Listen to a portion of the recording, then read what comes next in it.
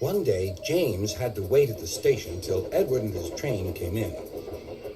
This made him cross. Late again! Edward laughed and James fumed away.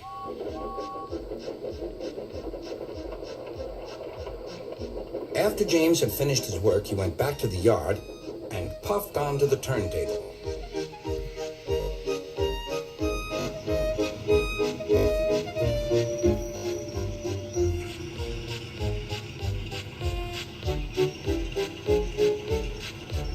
He was still feeling very bad-tempered.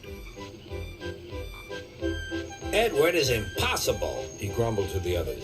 he clanks about like a lot of old iron, and he is so slow, he makes us wait.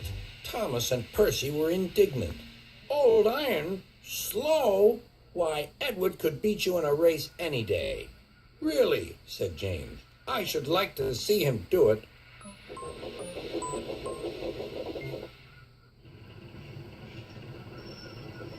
Next morning, James's driver was suddenly taken ill. He could hardly stand, so the fireman uncoupled James ready for shunting. James was impatient. Suddenly, the signalman shouted. There was James puffing away down the line. All traffic halted, called the signalman. Then he told the fireman what had happened. Two boys were on James's footplate fiddling with the controls. Phew. They tumbled off and ran when James started. The signalman answered the telephone. Yes? He's here. Right. I'll tell him. The inspector's coming at once. He wants a shunter's pole and a coil of wire rope. What for? Wondered the fireman. Search me, but you'd better get them quickly. The fireman was ready when Edward arrived.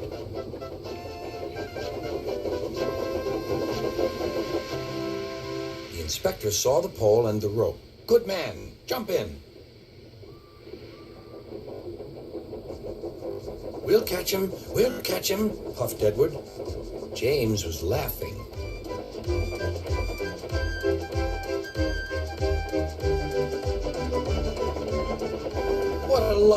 What a lark, he chuckled to himself.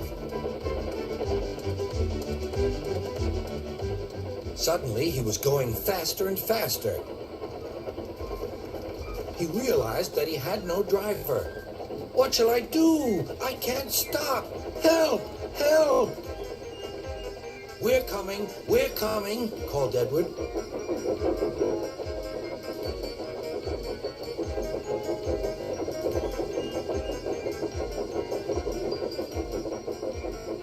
Edward was panting up behind with every ounce of steam he had. At last, he caught up with James.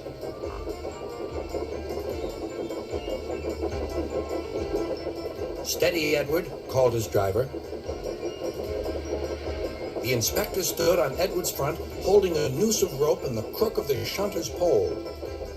He was trying to slip it over James's buffer. The engines swayed and lurched. At last, got him, he shouted. He pulled the noose tight. Gently braking, Edward's driver checked the engine speed, and James's fireman scrambled across and took control. So, the old iron caught you after all, chuckled Edward. I'm sorry, whispered James. Thank you for saving me. You were splendid, Edward. That's all right, replied Edward. The engines arrived at the station side by side. Sir Topham Hatt was waiting. A fine piece of work, he said. James, you can rest and then take your train. I'm proud of you, Edward. You shall go to the works and have your worn parts mended. Oh, thank you, sir, said Edward. It'll be lovely not to clank.